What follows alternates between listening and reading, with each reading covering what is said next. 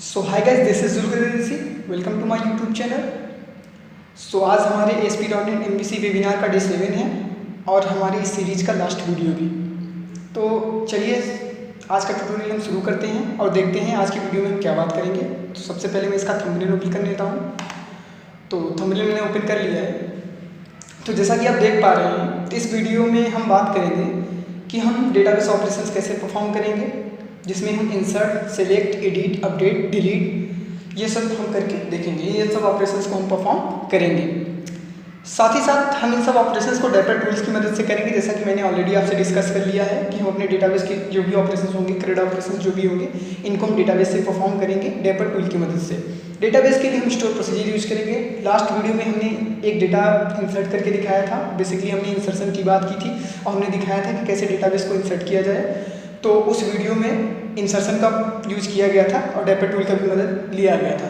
तो आज हम पूरे अपने क्रेड ऑपरेशंस को कंप्लीट करेंगे और उसके बाद हम अपने इस सीरीज़ को एंड करेंगे। और कोई भी प्रॉब्लम है तो आप हमें कमेंट्स में बता सकते हैं। तो इस सीरीज़ को चलिए शुरू करते हैं। तो सबसे पहले हम क्या करते हैं इस वीडियो के लिए, सबसे पहले हम क्या करते हैं कि अपने प्रोजेक्ट को ओपन कर लेते हैं। तो मैंने अपने विजुअल स्टूडियो में अपने प्रोजेक्ट को ओपन कर रखा है। तो मैं इसके फॉन्ट्स को बढ़ा देता हूँ ताकि विजिबिलिटी और ईजी हो। तो मैं 150% मैंने अपने फॉन्ट्स को कर दिया। तो मैंने अपना प्रोजेक्ट ओपन कर लिया है। प्रोजेक्ट ओपन करना आप जानते हैं, ये सारी चीज़ें हैं। मैं अभी प्रोजेक्ट ओपन करके स्टूडेंट कंट्रोलर में हूँ और एक बार रन करा के देख लेते हैं कि हमारा कहाँ तक वीडियो हुआ था। तो मैं अपनी एप्लीकेशन को रन करता हूँ। तो रन मोड पे हमारा एप्लीकेशन चला गया है।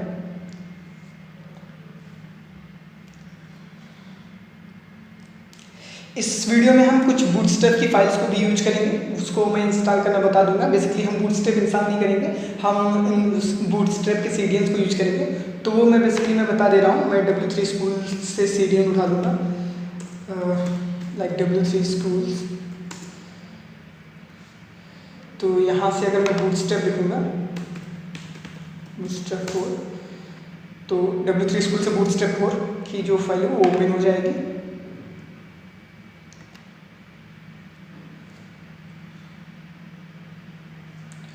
यहाँ पर हम गेटिंग स्टार्टेड में जाएंगे। जब गेट स्टार्टेड में जाएंगे तो यहाँ से हमको इसके CDN मिलेंगे, मैक्स CDN। तो ये CDN बेसिकली हम क्या करेंगे अपने इसको हम बस इसलिए मैं यूज कर रहा हूँ ताकि मैं अपने जो भी लेआउट है उसको थोड़ा सा दिखने में इम्प्रूव कर दूँ, उसकी थोड़ी स्टाइलिंग कर सकूँ और कुछ नहीं। तो सबसे हम क्या करेंगे, हम अपनी CSS की फाइल को सबसे पहले कॉपी करेंगे। उसके बाद हम अपने प्रोजेक्ट में आएंगे।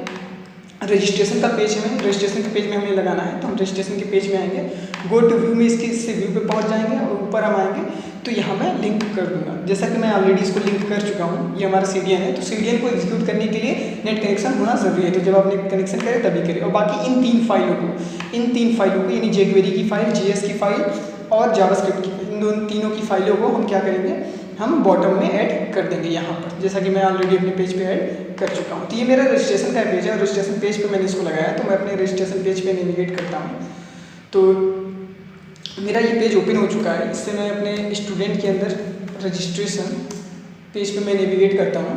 रजिस्ट्रेशन एक्शन पे जैसे ही नेविगेट करूँगा तो रजिस्ट्रेशन का पेज ओपन हो गया है। जब हम लास्ट वीडियो में बात किए थे तो हमारी ये थोड़ी स्टाइलिंग नहीं थी। तो मैंने बस क्या किया है, बस सिंपली ये वैसा ही एकदम सेम टू सेम है, बस इसको मैंने बूटस्ट्रैप की फाइल लगा दी है और उसके क्लासेस कुछ यूज कर लिए फॉर्म कंट्रोल के। तो ये थोड़ा स्टाइलिंग लग रहा है।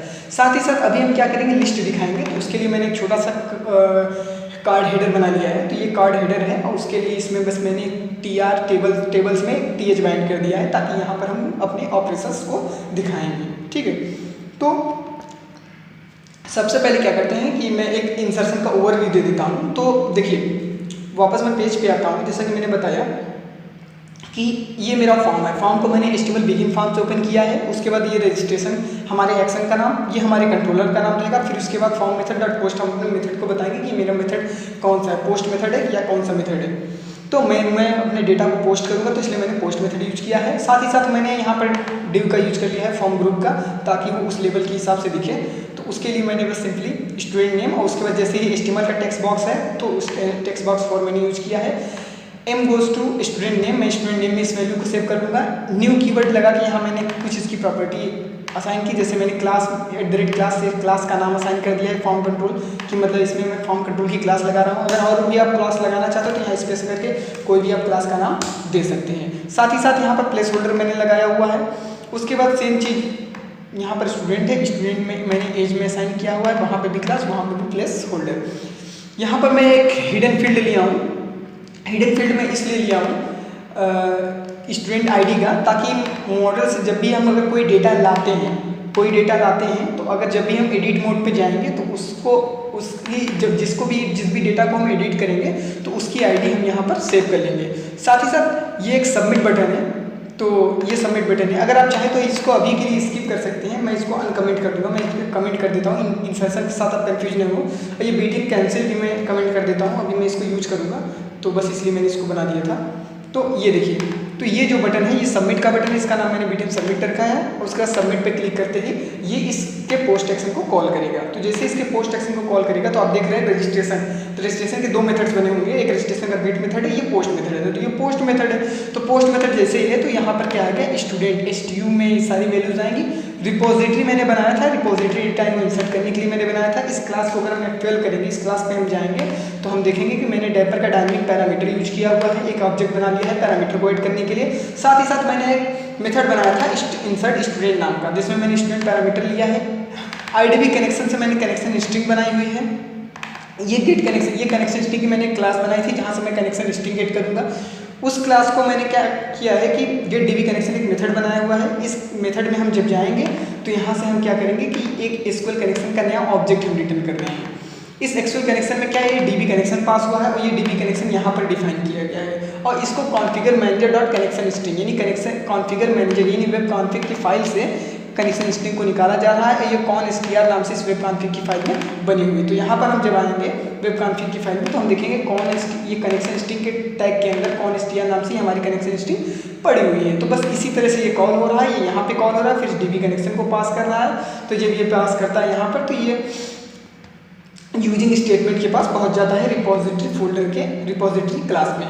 तो यहाँ पर ये कनेक्शन इसको मिल जाता है। उसके बाद हम अपने जो भी पैरामीटर ऐड करना चाहते हैं तो हमने पैरामीटर ऐड कर दिया।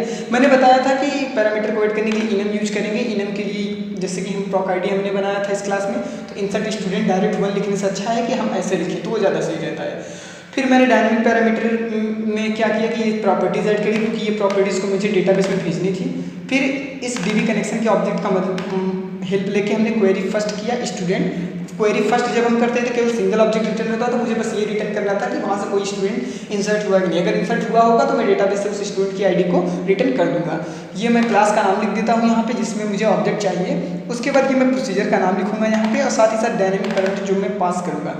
यहाँ पर 2 वैल्यू नल करूँगा क्योंकि ये मुझे नहीं चाहिए। उसके बाद कमांड टाइप में स्टोर प्रोसीजर में बता दूंगा कि ये कमांड टाइप जो है हमारा प्रोसीजर टाइप का है, ये मैं बताऊँगा। उसके बाद मैं RES को रिटर्न कर दूंगा। जैसे मैं RES रिटर्न करूंगा तो मैं कंट्रोलर पे आऊँगा तो यहाँ पर RES में रिजल्ट आ जाएगा। क्योंकि मैं डेटाबेस से स्टूडेंट आईडी रिटर्न कर रहा हूँ, तो अगर स्टूडेंट आईडी में 0 से ज़्यादा कोई वैल्यू है तो क्या होगा कि डेटा इंसर्टेड है, नहीं तो नहीं इंसर्टेड है। ठीक है। और view web co dot message में वैल्यू दे दे रहा हूँ। और व्यू वेब डॉट मैसेज में मैं इसके व्यू पे जाता हूँ और मैं देखता हूँ ऊपर व्यू वेब डॉट मैसेज यहाँ पे प्रिंटेड। लेकिन इससे पहले मैंने क्या किया है, व्यू वेब डॉट मैसेज को मैं चेक कर ले रहा हूँ कि नल तो नहीं है। अगर नहीं है तो ये कोड एग्जीक्यूट ही नहीं होगा, मतलब इसमें कुछ नहीं आया। अगर कुछ आया होगा तो मैं सिंपली एक बूटस्ट्रैप का अलर्ट यूज कर रहा हूँ क्लास, ताकि ये थोड़ा हाईलाइटेड रहे। मैं एक डेटा इंसर्ट करके देखता हूँ। तो सबसे पहले मैं एक डेटा सिंपली एक इंसर्ट कर लेता हूँ कि सैम्पल नेम 22। मैंने जैसे ही इंसर्शन बटन पे क्लिक किया तो डेटा इंसर्ट हो चुका है।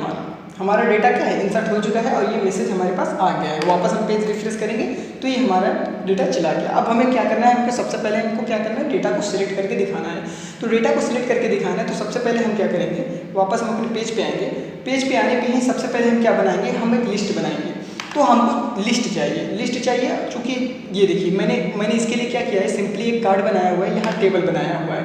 टेबल में मैंने ये TS दे रखा है। ठीक, उसके बाद यहाँ पर टी बॉडी है, टी बॉडी में ही मुझे डेटा बाइंड करना है। ठीक, टी बॉडी में डेटा तो बाइंड करना है, लेकिन डेटा हमारे किस में आना चाहिए, एक लिस्ट में आना चाहिए।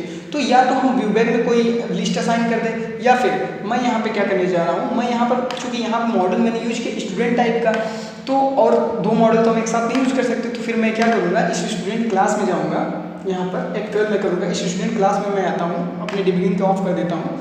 तो इस स्टूडेंट क्लास में आके मैं क्या करता हूँ कि एक यहाँ पर प्रॉपर्टी ऐड करता हूँ, एक मैं प्रॉपर्टी ऐड करता हूँ आई न्यूमरेबल टाइप का। आई न्यूमरेबल बेसिकली लिस्ट का कलेक्शन होता है, ये मैंने पहले ही बताया था। तो स्टूडेंट टाइप इसी क्लास टाइप का लिस्ट में यहाँ पर ले लेता हूँ, तो इसका मैं नाम दे देता हूँ LST स्टूडेंट। तो मैंने LST student I numerable type का LST स्टूडेंट ले लिया है। उसके बाद अब मैं आऊँगा यहाँ पर मॉडल ही रहने दूंगा। अब मैं यहाँ क्या करूँगा, मैं LST स्टूडेंट को चेक करूँगा, मतलब कि इस स्टूडेंट के इस प्रॉपर्टी के अंदर हम अपनी लिस्ट लाएंगे और चेक करेंगे कि क्या इस लिस्ट में डेटा एग्जिस्ट करता है कि नहीं करता है, क्या इस लिस्ट में कोई वैल्यू है कि नहीं वैल्यू है। ठीक है, तो सबसे पहले हम उसको चेक करेंगे बाइंड करने से पहले। तो मैं सिंपली क्या करूँगा, इफ़ यहाँ लिखूँगा, मैं इफ़ लिखा यहाँ पे, और सबसे पहले मैं यहाँ पर देखिए, यहाँ पर इस स्टूडेंट के मॉडल को सीधे एक्सेस करने के लिए हम कैपिटल मॉडल का यूज करते हैं। तो कैपिटल में मॉडल हम लिखेंगे, स्मॉल में नहीं। तो हम क्या करेंगे, यहाँ पर लिखेंगे मॉडल। ठीक है, मैंने मॉडल लिखा। सबसे पहले मैं ये चेक करूँगा क्या ऐसा तो नहीं कि मॉडल ही नल है, तो मैं सबसे पहले चेक करूँगा if model not equal to null, मतलब मॉडल में कुछ ना कुछ होना चाहिए तब ये कोड एग्जीक्यूट हो, वरना एरर आ जाएगी। तो सबसे पहले मैं चेक करता हूँ मॉडल इज नॉट इक्वल, मतलब मॉडल में कुछ ना कुछ है। फिर एंड में लगाऊंगा, और अब मैं चेक क्या करूँगा कि मॉडल यानी वो मॉडल डॉट LST। अब मैं लिस्ट चेक करूँगा, नॉट इक्वल टू नल, मतलब कि मॉडल में अगर कुछ है तो चलो ठीक है, लेकिन लिस्ट में भी कुछ नहीं ना हो, मतलब लिस्ट में भी कुछ होना चाहिए। तो मैं लिस्ट को भी चेक करूँगा कि लिस्ट भी नल ना हो, उसमें कुछ आइटम्स हों। ठीक है, तो अब मैं लिस्ट को चेक कर लिया। अब लिस्ट को तो मैंने चेक कर लिया, लिस्ट को मैंने चेक कर लिया, तो साथ ही साथ अब मैं चेक करूँगा क्या लिस्ट में जो भी आइटम्स हैं तो क्या उसके काउंट 0 से बड़ी है कि नहीं। अगर हम लिस्ट में केवल एम्प्टी ऑब्जेक्ट असाइन कर दें, अगर लिस्ट में हम केवल एम्प्टी ऑब्जेक्ट असाइन कर दें तब भी लिस्ट मॉडल जो नल नहीं रह जाती है, लेकिन उसमें काउंट 0 ही रह जाता है। तो हमें क्या करना पड़ेगा, बाइंड करने से पहले हम नल भी चेक करेंगे, साथ ही साथ उसके काउंट को चेक करेंगे। तो हम यहाँ पर लिखेंगे model dot LST dot count, साथ ही साथ हम यहाँ पर काउंट देंगे, काउंट इज ग्रेटर देन 0, मतलब कि इस लिस्ट में जो भी आइटम्स है उसका काउंट 0 से बड़ा हो। तो मतलब अब हमको यहाँ पर श्योरिटी मिलेगी कि हाँ इस लिस्ट में कोई वैल्यू एग्जिस्ट करती है, मतलब इस लिस्ट में डेटा है। तो अब जाके ये इफ़ के अंदर आएगा। अब चूंकि यहाँ पर डेटा है, डेटा एग्जिस्ट करता है, ये लिस्ट के अंदर आ गया। तो अब हम क्या करेंगे, उस लिस्ट पे चूंकि मुझे बार बार TR रिपीट करना है, तो मैं फॉर ईच लूप चलाऊंगा उस लिस्ट पे। तो मैंने फॉर ईच चलाया, वेयर आइटम इन, अब मैं किसमें, हमारी लिस्ट किसमें है, आइटम, ये वेरिएबल का नाम है। यहाँ पर कोई भी वेरिएबल हम लिख सकते हैं, जिसे मैं ST लिख दे रहा हूँ। और यहाँ पर कलेक्शन मतलब हम बताएंगे ये कौन सा कलेक्शन है, फॉर ईच ऐसे ही काम करता है। तो मैं बता रहा हूँ कलेक्शन जो हमारा आ रहा है LST स्टूडेंट में आ रहा है। ठीक है, मॉडल डॉट LST स्टूडेंट में आ रहा है, तो हम क्या करेंगे मॉडल डॉट LST स्टूडेंट इसमें रख देंगे। तो ये हमारा इसमें आ गया। ठीक है, अब हम क्या करेंगे, बार बार फॉर ईच क्या करेगा, एक एक आइटम निकालेगा। तो हमें बार बार एक एक आइटम के साथ साथ हमको एक एक TR को रिपीट करना है, ताकि ढेर सारे टेबल्स में TR बन जाए। तो मैं TR को ओपन करता हूँ, फिर TD ओपन करता हूँ, TD में @ लगाऊंगा, जो कि मैंने बताया रेजर ब्लॉक यूज करूँगा। TD ST डॉट जैसे ही मैं करूँगा तो यहाँ पर आ जाएगा हिंट में उसकी प्रॉपर्टीज। तो मैंने लिखा नेम। ठीक है, तो सबसे पहले नेम दिखा दो। ठीक है, फिर मैं क्या करूँगा, फिर मैं TD यूज करूँगा, और फिर मैं यूज करूँगा ST डॉट एज, मतलब फिर एज दिखा दो। ठीक है, अब यहाँ पर क्या है, दो प्रॉपर्टी मैंने एक्स्ट्रा ली। एक मैंने ऊपर लिखी नंबर्स के लिए हैज़ मैंने ले लिया है, एक एक्शन ले लिया है उन बटन्स के लिए। ठीक है, तो नंबर्स के लिए मैं क्या करता हूँ, यहाँ पर एक वेरिएबल ले लेता हूँ इंट टाइप का। ठीक, मैं लिख लेता हूँ काउंट इक्वल टू 0। अब यहाँ पर मैं क्या करूँगा, एक और TD लेगा, उस काउंट को मैं वहाँ पर बढ़ा दूंगा। तो मैं @ लगाता हूँ, और ये मैं पैरेंथेसिस ओपन करता हूँ, इसमें प्लस काउंट लिख देता हूँ। प्लस क्यों, ताकि ये वैल्यू यहाँ प्रिंट होने से पहले बढ़ जाएगी, मतलब अगर 0 से शुरू हुई तो यहाँ पहली बार 1 आ जाएगा। ठीक है, अगर काउंट प्लस करेंगे तो 0 आएगा, नेक्स्ट टाइम 1 आएगा। तो हम प्लस काउंट लिखेंगे। ठीक है, उसके बाद यहाँ मैं एक और TD लूँगा एक्शन के लिए। इस TD में मैं 2 बटन्स लूँगा, तो मैं बटन ले लेता हूँ। तो मैं लेता हूँ बटन टाइप, यहाँ पर मैं बटन ही लेता हूँ। और उसके बाद यहाँ पर मैं क्या लूँगा, बटन टाइप बटन, और उसके बाद क्या नाम है, इसमें एक क्लास लगा दूँगा BTN डैश इन्फो, और मैं इस बटन का नाम दे देता हूँ एडिट, और इसमें एक और क्लास लगाता हूँ BTN एडिट, मैं खुद से ही क्लास लगा रहा हूँ। और एक और बटन ले लेता हूँ BTN टाइप, बटन, और यहाँ पर क्लास लगाऊंगा मैं BTN space BTN dash warning danger, basically मैं कर लेता हूँ डेंजर, और इसका मैं क्लास का नाम दे देता हूँ BTN डिलीट, और मैं यहाँ पर डिलीट का यूज करता हूँ। ठीक है, तो ये हुआ। अब चूंकि ये तो मेरा बन गया है, लेकिन अभी इस लिस्ट में कोई वैल्यू नहीं है, समझ रहे हैं? इस लिस्ट में हमने अभी डेटाबेस से वैल्यू लाने का कोड नहीं लिखे हैं, ये बस मैंने अपने व्यू को तैयार कर लिया है कि अगर डेटा आएगा तो इस तरीके से चलेगा, नहीं तो नहीं चलेगा। और हाँ, अगर डेटा अगर बाय द वे नहीं आया, ठीक, अगर समझ लीजिए कि यहाँ पर कोई भी डेटा नहीं आया, तो ये इल्स यहाँ पर आएगा, इसमें तो क्या प्रिंट होगा, तो हम चाह रहे हैं कि एक मैसेज प्रिंट जाए नो रिकॉर्ड। तो मैं इसके इल्स में आऊँगा, अगर डेटा कंटेन नहीं करता तो मैं सिंपली TR ओपन करूँगा और एक TD ओपन करूँगा। इस TD को मैं कॉल स्पेन कर दूँगा, कॉल स्पेन में सिंपली इसलिए ताकि पूरे रिकॉर्ड में, जैसे 1 2 3 4 TD हैं, तो कॉल स्पेन 4 में करूँगा यहाँ पे, और उसके बाद मैं यहाँ बीच में लिख दूँगा नो रिकॉर्ड्स। तो अगर जब भी इफ के अंदर नहीं जाएगा तो यहाँ पर आएगा एक TR बनाएगा, उसमें TD में लिख देगा नो रिकॉर्ड्स। ठीक है, तो इस तरीके से ये चीज़ें मेंटेन हो जाएगी। तो फ्रंट एंड हमारा कंप्लीट हो चुका है। तो अब हम सीधे सीधे कंट्रोलर पे आते हैं। कंट्रोलर पे आते हैं तो यहाँ पर हम क्या करेंगे, यहाँ पर हम एक मेथड बना लेते हैं। तो मैं एक प्राइवेट मेथड बना लेता हूँ, प्राइवेट स्टूडेंट टाइप का स्टूडेंट, और मैं इसका नाम दे देता हूँ गेट स्टूडेंट। मैं गेट स्टूडेंट इसका नाम दे देता हूँ। अब उसके बाद क्या नाम है, इस मेथड को मैं कॉल करूँगा दोनों तरफ। तो मैं गेट स्टूडेंट्स को गेट स्टूडेंट मैंने मेथड बनाया है। फिर वेयर RES मैं यहाँ पर रिजल्ट गेट करता हूँ। तो RES अब यहाँ पर हम किससे डेटा गेट करते हैं, रिपोजिटरी में। रिपोजिटरी को मैं सिंपली रिपोजिटरी का एक ऑब्जेक्ट बना लेता हूँ, रिपोजिटरी R = न्यू रिपोजिटरी।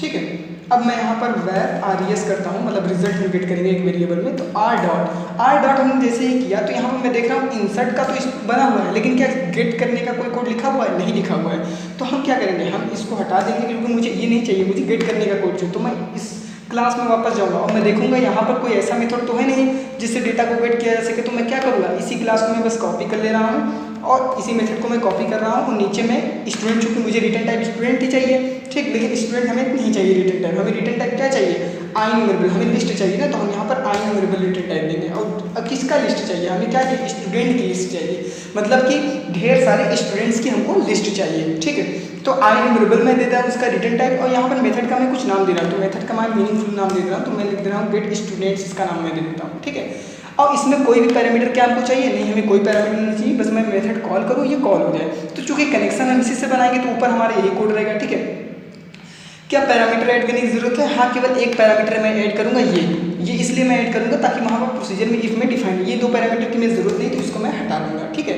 अब उसके बाद यहाँ पर क्या लिखा है पैरामीटर में, इंसर्ट स्टूडेंट। तो इंसर्ट स्टूडेंट का हमको काम नहीं है, हम यहाँ पर क्या करेंगे, गेट करेंगे। तो मैंने यहाँ पर 4 जो है इनम बना के रखा है। गेट स्टूडेंट 2, मतलब गेट स्टूडेंट हमें करना है तो 2 हम लिखेंगे।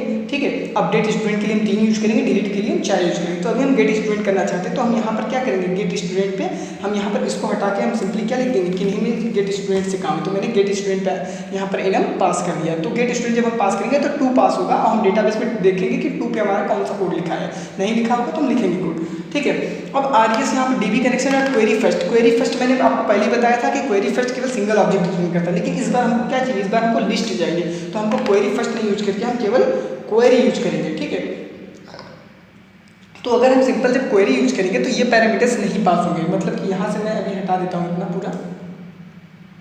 क्वेरी में पहले में प्रोसीजर पास होगा, दूसरे में डायनेमिक पैरामीटर पास होगा, तीसरे में हम कमांड टाइप केवल बता देंगे सिंपली, बिना कोई और भी ऑब्जेक्ट पास किए। तो मैं यहाँ पर सिंपली कमांड टाइप में मैं कॉलन लगाता हूँ और मैं बता देता हूँ कि कमांड टाइप क्या रहेगा। तो मैं लिखता हूँ command type dot store procedure, मतलब कि मैंने बता दिया कि इसका जो कमांड टाइप होगा स्टोर प्रोसीजर, इसमें केवल 3 ही पैरामीटर में पास करूँगा। ठीक है, तो अब ये क्या करेगा कि INumerable टाइप की लिस्ट दे देगा यहाँ पर, और इस लिस्ट को मैं क्या करूँगा, रिटर्न कर दूँगा। ठीक है, तो इस तरीके से ये चलेगा। अब इस मेथड को मैं क्या करूँगा, इस मेथड को मैं फ्रंट पे कॉल करूँगा अपने कंट्रोलर पे। तो यहाँ पर मैंने क्या किया, यहाँ पर मैंने तो आपको पहले ही बताया कि यहाँ पर मुझे कुछ ऐसा मेथड चाहिए, गेट स्टूडेंट। तो गेट स्टूडेंट को अब मैं कॉल करूँगा तो क्या करेगा, ये लिस्ट उठा के दे देगा। यहाँ पर ये लिस्ट तो आ गई, लेकिन हम क्या करेंगे, अब देखिए मैं यहाँ पर स्टूडेंट टाइप का क्यों लिया हूँ, स्टूडेंट टाइप का इसलिए लिया हूँ क्योंकि हम इसको क्या करेंगे, हम इसको अपने व्यू पे रिटर्न करेंगे, ठीक है। हम मतलब कि या तो यहाँ पर कॉल करेंगे या यहाँ कॉल करेंगे या यहाँ कॉल करेंगे या दोनों जगह कॉल करेंगे, ठीक है। तो हम कॉल जब वहाँ पे करेंगे तो हम ये चाह रहे हैं कि हमारे मॉडल में जाए और मॉडल में वही वैल्यू जाती है जो व्यू के साथ रिटर्न होती है, ठीक है। मतलब हम यहाँ पर कोई चीज़ रिटर्न करेंगे, ठीक है। यहाँ पर अगर हम कोई चीज़ रिटर्न करेंगे तब ये वापस मॉडल में ही असाइन होगा, वरना सिंपली किसी और चीज़ में हमको असाइन करना पड़ेगा, ठीक। अब यहाँ पर हम अगर कोई चीज़ असाइन करना चाह रहे हैं तो वो मैं स्टूडेंट ही क्यों लिया हूँ, लिस्ट क्यों नहीं लिया डायरेक्ट। उसका ये रीज़न है क्योंकि व्यू में अगर हम जाएंगे तो हम देखेंगे तो यहाँ पर हम यहाँ पर स्टूडेंट ऑलरेडी यूज कर चुके हैं, ठीक है। तो दो मॉडल नहीं लिया जा सकता, तो मैं एक ही मॉडल यूज करूँगा। तो यहाँ पर स्टूडेंट मैं ऑलरेडी ले चुका हूँ, ठीक है। तो इसलिए मुझे स्टूडेंट ही रिटर्न करना पड़ेगा। और यही रीज़न है कि मैंने स्टूडेंट के अंदर एक वेरिएबल लिया, ठीक है, जो लिस्ट ऑफ स्टूडेंट टाइप का है। तो मतलब उस स्टूडेंट के अंदर इस वेरिएबल में मैं वैल्यू असाइन कर दूंगा अपने लिस्ट को, ठीक है। और फिर उस स्टूडेंट मॉडल से एक्सेस होगा, फिर मॉडल डॉट में करूँगा तो हमारा जैसे कि यहाँ लिस्ट आ गया तो वैसे हमें लिस्ट मिल जाएगा। तो हम कंट्रोलर पे अपने वापस इस मेथड पे आएंगे तो यहाँ पर RES में हमारी लिस्ट आ चुकी है, ठीक है। तो यहाँ पर मैं कुछ और नाम देता हूँ, लिस्ट स्टूडेंट इसका नाम दे देता हूँ। तो ये हमारी लिस्ट क्या है, आ चुकी है। अब ये लिस्ट तो आ चुकी है, लेकिन लिस्ट को डायरेक्ट नहीं रिटर्न कर सकता है, हमें रिटर्न क्या करना है, स्टूडेंट। तो मैं एक var st equal to new student का ऑब्जेक्ट बना लेता हूँ। तो मैं लिखता हूँ न्यू स्टूडेंट, ठीक है। तो स्टूडेंट, मैं न्यू स्टूडेंट बनाता हूँ और यहाँ पर मैं इसका ऑब्जेक्ट बनाता हूँ, ठीक है। ऑब्जेक्ट में मैं इसकी मुझे अभी किस चीज़ की ज़रूरत है, मुझे लिस्ट की ज़रूरत है। तो मैं केवल इसके जो LST होगा यहाँ हिंट में आ जाएगा, तो इसकी वैल्यू को हम इनिशियलाइज कर देंगे इससे, ठीक है। तो ये इसकी प्रॉपर्टी होगी स्टूडेंट की और ये वाली प्रॉपर्टी मैंने इसमें डाल दी। मतलब जो भी लिस्ट आई है वो स्टूडेंट टाइप की इस वेरिएबल में चली गई, ठीक है, प्रॉपर्टी में चली। अब हम क्या करेंगे, रिटर्न कर देंगे किसको, ST को रिटर्न करेंगे, ठीक है।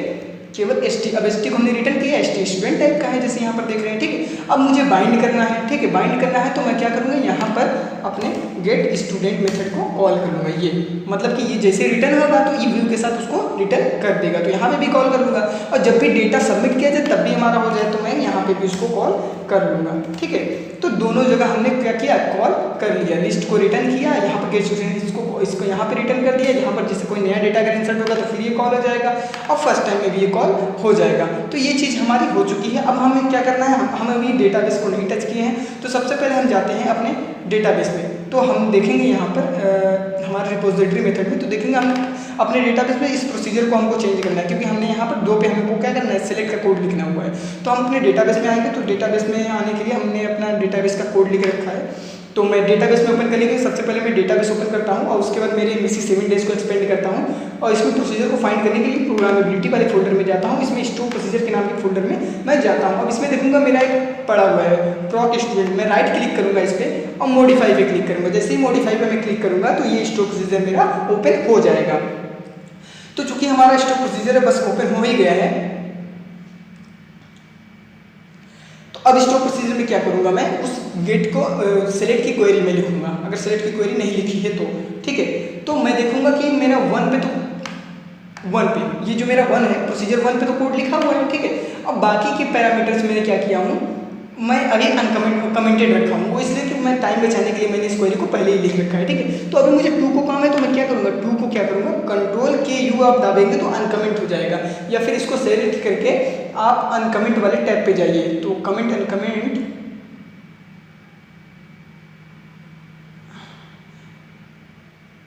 तो यहाँ पर टैब मिल नहीं रहा है मेरे को, आप Ctrl+K+U कर लीजिए। Ctrl+K+U जैसे ही आप करेंगे तो ये अनकमेंट हो जाएगा, ठीक है। तो 2 पे, चूँकि वहाँ पर मैंने क्या पास किया, आप फिर से देखिएगा, मैं यहाँ पे गेट स्टूडेंट पास किया हूँ। गेट स्टूडेंट में मैं देखूंगा तो यहाँ 2 असाइन है, तो मतलब प्रोसीजर ID 2 चलेगी। जब 2 चलेगी तो सिलेक्ट स्टूडेंट, ये सिलेक्ट हो जाएगा, ये स्टूडेंट सिलेक्ट हो जाएगा। अगर मैं इसको क्वेरी F5 करूँ सिलेक्ट करके तो मैं देखूंगा कि इसमें रिकॉर्ड्स हैं, इतने रिकॉर्ड्स हैं, ठीक है। तो ये मैं एग्जीक्यूट कर दूंगा। इसमें मैंने कुछ पैरामीटर्स यहाँ पर बढ़ा लिए हैं, स्टूडेंट ID वो भी काम आएगा जब हम डिलीट करेंगे, अपडेट करेंगे, ठीक है। तो ये चीज़ अब मैं क्या करता हूँ, प्रोसीजर को अल्टर कर देता हूँ। तो F5 में करूँगा तो हमारा प्रोसीजर अल्टर हो चुका है, तो मतलब कि अब हमारे प्रोसीजर का भी कोड चलेगा, ठीक है। प्रोसीजर का कोड चलेगा तो अब एक ब्रेक पॉइंट में लगा के बस ओवरव्यू दिखा दे रहा हूँ कि किस तरीके से देखिए ये चल रहा है, ठीक है। और यहाँ पर मैं क्या करता हूँ, गेट स्टूडेंट को ये इसके गेट मेथड पे मैं लगा देता हूँ ब्रेक पॉइंट, और उसके बाद मैं यहाँ पर F12 करता हूँ और यहाँ पे भी मैं ब्रेक पॉइंट लगा देता हूँ, ठीक है। ब्रेक पॉइंट लगाने के बाद मैं रजिस्ट्रेशन पेज पे आता हूँ और मैं इसको रन करा देता हूँ। रन कराने के बाद अच्छा मैं यहाँ पे भी एक ब्रेक पॉइंट लगा ही देता हूँ। वो इसलिए ताकि जब यहाँ पर भी लिस्ट आएगी तो मैं दिखाऊंगा कि कैसे ये लिस्ट एग्जीक्यूट हो रही है, मतलब कि कैसे ये अपने नल को चेक कर रहा है, कैसे अपने मॉडल को चेक कर रहा है, ठीक है, कैसे 1 बाय 1 में एग्जीक्यूट हो रहा है, वैल्यू को कैसे असाइन कर रहा है। तो इस तरीके से हम इस चीज़ को करेंगे। तो लिस्ट जब ही बाइंड हो जाएगी हमारी, तो लिस्ट को बाइंड होने के बाद हम एडिट देखेंगे कि किस तरीके से चीज़ों को एडिट किया जाएगा, ठीक है, और फिर डिलीट हम परफॉर्म करके देखेंगे कि डिलीट ऑपरेशन को कैसे परफॉर्म किया जाएगा। तो कोड हमारा एग्जीक्यूशन शुरू हो गया है, कोड का एग्जीक्यूशन हमारा शुरू हो गया है। और ये लिस्ट ऑफ स्टूडेंट पे सबसे पहले, क्योंकि ये हमारे स्टूडेंट कंट्रोलर का रजिस्ट्रेशन जो है ये हमारा एक्शन है। मैंने पहले बताया था कंट्रोलर नेम होता है और एक्शन नेम होता है यूआरएल पे। तो स्टूडेंट कंट्रोलर का रजिस्ट्रेशन एक्शन एग्जीक्यूट हो रहा है, और चूंकि फर्स्ट टाइम एग्जीक्यूट हो रहा है तो मैं पहले ही बताया हूँ कि जब भी कोई लोड इवेंट जब फायर होती है तो सबसे पहले हमारे उस एक्शन का गेट मेथड एग्जीक्यूट होता है, ठीक है। तो चूंकि हमने इसमें पोस्ट और गेट में दोनों पे मैंने ब्रेक पॉइंट लगा रखा है, तो ये सबसे पहले क्या है, नहीं केवल हमने गेट पे ब्रेक पॉइंट लगा रखा है। तो इसके जो भी इसका गेट मेथड होगा, रजिस्ट्रेशन का जो गेट मेथड होगा, ये ब्रेक पॉइंट वहाँ पर हिट होना चाहिए, ठीक है। तो अभी हम देखते हैं कि ये ब्रेक पॉइंट किस तरीके से हिट हो रहा है और वहाँ पर किस तरीके से ये एग्जीक्यूट हो रहा है। तो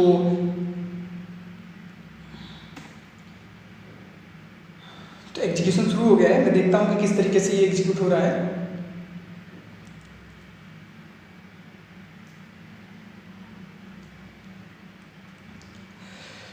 हमारा कोड एग्जीक्यूट हो चुका है। मैंने जैसे कि बताया कि रजिस्ट्रेशन पेज पे जो है ये आपके एग्जीक्यूट किया जाएगा।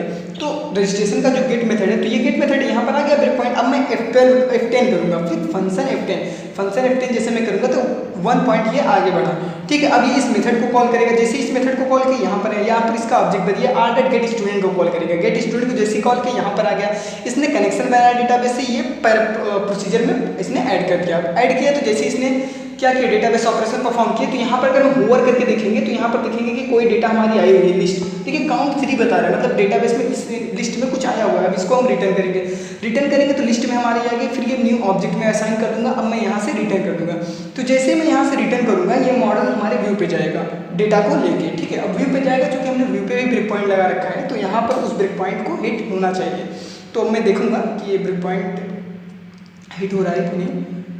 तो 1 बाय 1 करके हम आ रहे हैं यहाँ पे 1, ये देखिए हमारे ब्रेक पॉइंट पे आ गया, ये इंसर्ट कर चुका है डेटाबेस। अब फॉर ईच में जाएगा, बार बार हर बार एसटी से एक ऑब्जेक्ट निकालेगा। अब देखिए एसटी से मैं अगर अब देखूँ एसटी में, यहाँ पर देखिए एसटी में क्या है, सिंगल ऑब्जेक्ट है। अब यहाँ पर सारे क्या है, प्रॉपर्टीज आई हुई है, ठीक है। अब मैं यहाँ पर अगर कंटिन्यू पे क्लिक कर दूँ तो सारी डेटा क्या होगा, वो बाइंड हो जाएगा।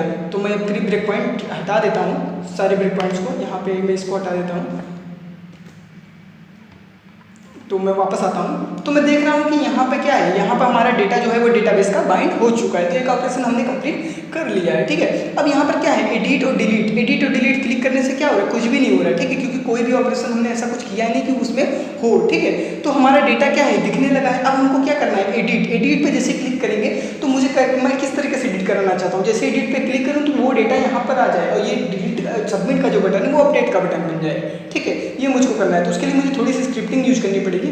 तो उसके लिए मैं क्या करता हूँ, नीचे आता हूँ और यहाँ पर ये जो फाइल्स मैंने लगाई हैं यहीं पर एंटर करता हूँ और यहाँ पर मैं एक स्क्रिप्ट टैग ओपन कर लेता हूँ। तो मैं स्क्रिप्ट टैग ओपन मैंने कर ली। तो सबसे पहले हमको क्या करना पड़ेगा, इस बटन पर मुझे इवेंट लगाना पड़ेगा, ठीक, कोई ना कोई क्लिक इवेंट लगाना पड़ेगा। तो उसके लिए मुझे इस बटन पर कोई क्लास लगानी पड़ेगी। तो सबसे पहले मैं चेक करता हूँ क्या एडिट बटन पर कोई क्लास लगी है, तो हाँ क्लास लगी है। अगर नहीं लगी होगी तो हम लगा देंगे क्लास। तो मैं इस क्लास को कॉपी करता हूँ और इस क्लास पर मैं इवेंट लगाऊंगा। तो मैं लिखता हूँ यहाँ पे $, मैं jQuery का यूज करके यहाँ पर इवेंट लगाऊंगा। तो $, अब यहाँ पर $, में डॉट मैं करूँगा, क्लास को डॉट से एक्सेस किया जाता है। तो .btn एडिट उस क्लास का नाम डॉट, अब मैं डॉट लगाऊंगा, ऑन मेथड यूज करूँगा। ऑन में मैं इवेंट लगाऊंगा। तो कौन सा इवेंट, तो पहले मैं क्लिक इवेंट, मैं इवेंट पास किया तो मैंने बताया क्लिक इवेंट चाहिए। अब उस क्लिक पे कौन सा फंक्शन चलेगा, तो उसके लिए मैं फंक्शन यहाँ पे डिफाइन कर दे रहा हूँ, ठीक है। तो मैंने यहाँ पर फंक्शन बनाया और उसके बाद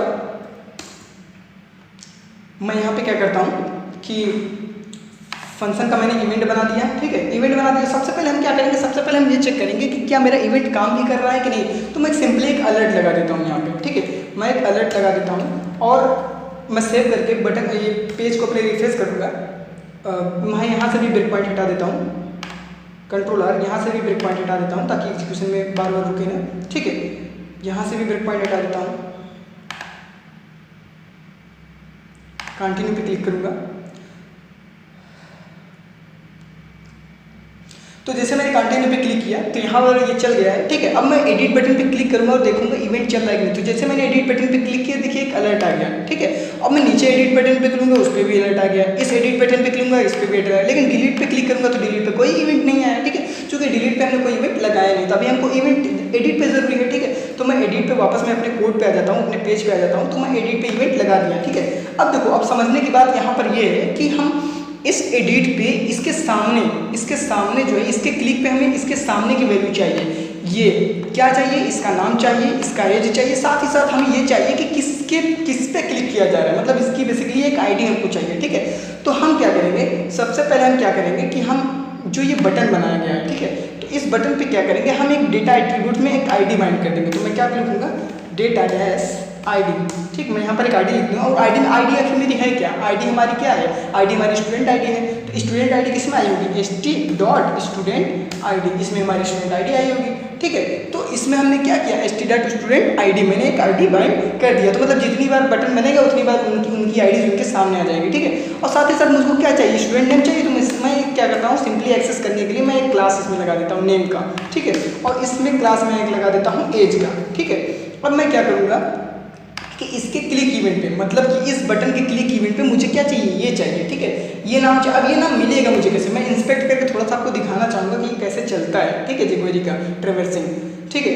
अब देखना, चूँकि मैं यहाँ पर जो ये बटन है वो ये बटन है, ठीक है, बटन ये है, ठीक है। अब मैं इस पर क्लिक करूँगा तो जिस पे क्लिक किया जाता है उसको $this बोलते हैं, ठीक है। मतलब कि अगर मैं इस पर क्लिक करूँगा, ठीक है, तो जो कि BTN एडिट की क्लास तो तीनों में लगी है, ठीक, लेकिन जिस पे मैं क्लिक करूँगा वो होगा $this। मतलब कि यहाँ पर अगर मैं लिखूँ, ठीक है, $this, अगर मैं ये लिखूँ तो मतलब मैं ये किसकी बात कर रहा हूँ, जिस भी बटन पे क्लिक कर रहा हूँ, चाहे ये हो चाहे ये हो चाहे ये हो, ठीक है। तो अगर समझ लो मैं पहले बटन पे क्लिक कर रहा हूँ तो मैं इसकी बात कर रहा हूँ, ठीक है। तो $this ये हो गया, ठीक है। अब मुझे चाहिए क्या, देखो इसके सामने क्या है, इसके सामने अगर हम देखेंगे तो ये TD में ये नाम पड़ा हुआ है, ये एज पड़ा हुआ है, ठीक है।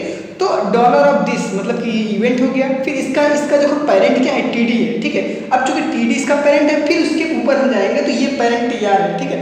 तो मतलब हमें क्या चाहिए, हमको पहले यहाँ से यहाँ पहुँचना पड़ेगा इस TR के बाद, फिर उस TR में से हमको नेम को फाइंड करना पड़ेगा और एज को फाइंड करना पड़ेगा, तब हमको क्या मिलेगा, वो TR मिलेगा, तो वो वैल्यू मिलेगी नेम की और स्टूडेंट एज की। तो हम क्या करते हैं, $this मतलब कि वो बटन हो गया।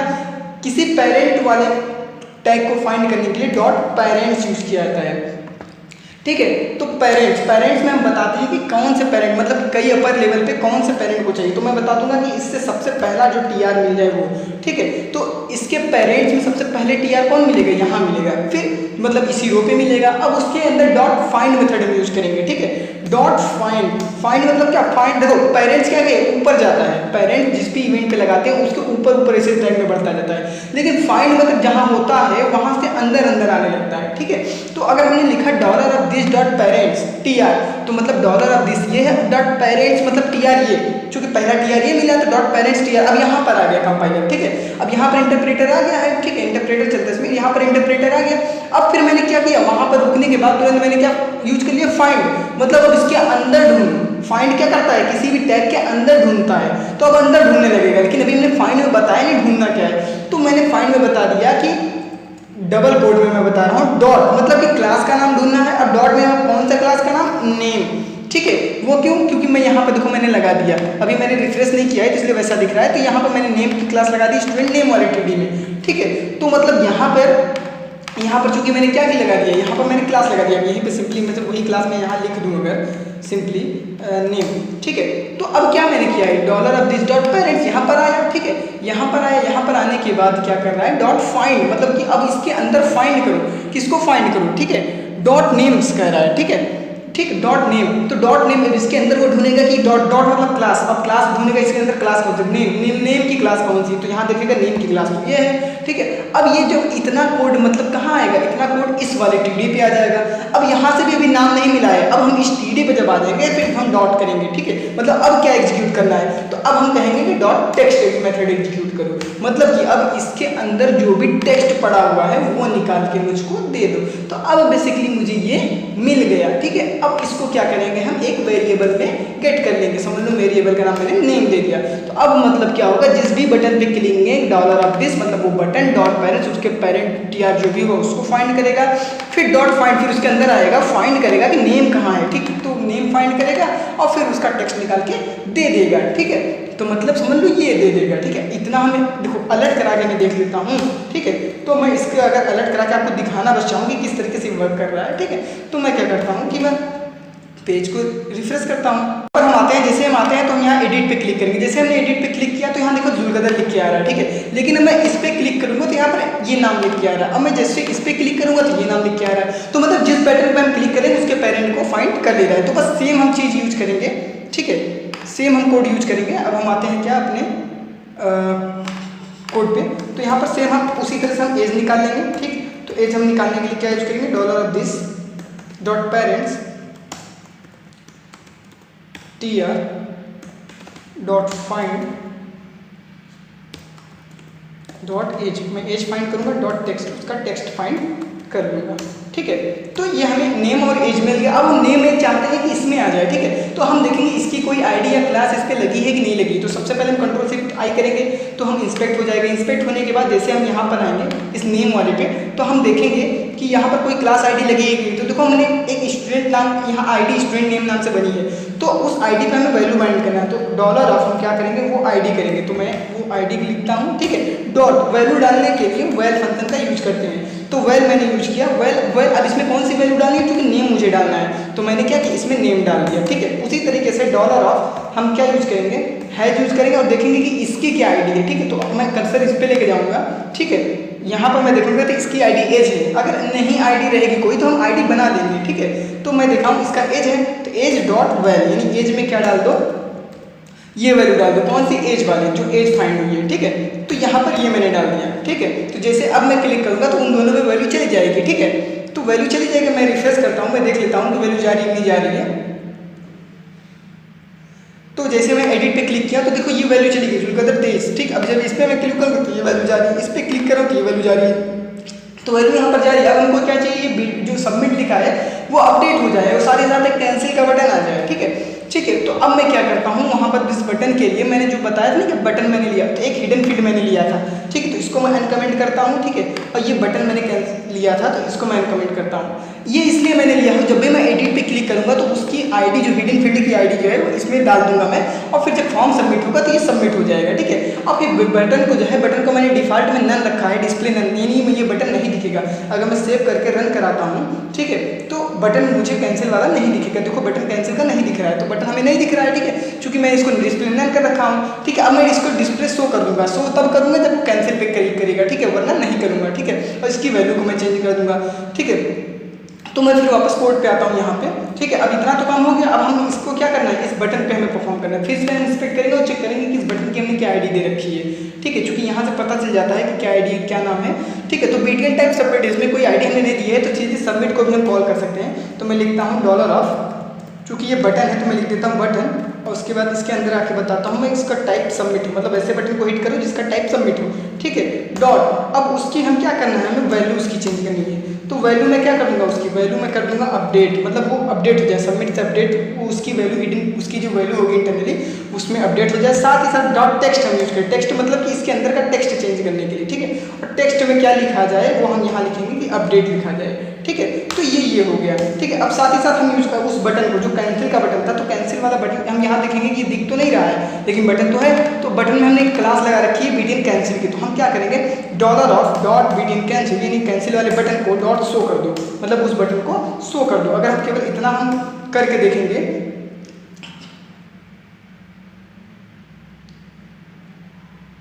तो इतना अगर हम करके देखेंगे तो हम ये देखेंगे जैसे हम एडिट पे क्लिक कर रहे हैं तो यहाँ अपडेट हो गया और ये कैंसिल का बटन आ गया, और इस पर हम क्लिक करेंगे तो ये देखो अपडेट हो रहा है, कैंसिल का बटन है। अब जब कैंसिल पे क्लिक किया जाए, इस पे जब क्लिक किया जाए तो वापस ये रिसेट हो जाए, ठीक है। तो उसको करने के लिए हमको क्या करना पड़ेगा, इस कैंसिल पे क्लिक इवेंट लगाना पड़ेगा। तो इस कैंसिल पे हम कॉपी करते हैं, सेम हम वैसे क्लिक इवेंट लगाते हैं, dot cancel BTN cancel dot on method हम यूज करेंगे यहाँ पे। उसके बाद क्या नाम है कि इस पर हमें क्लिक इवेंट लगाना है, तो मैं लिखता हूँ क्लिक कामा फंक्शन, इसमें मैं फंक्शन का नाम पास कर देता हूँ।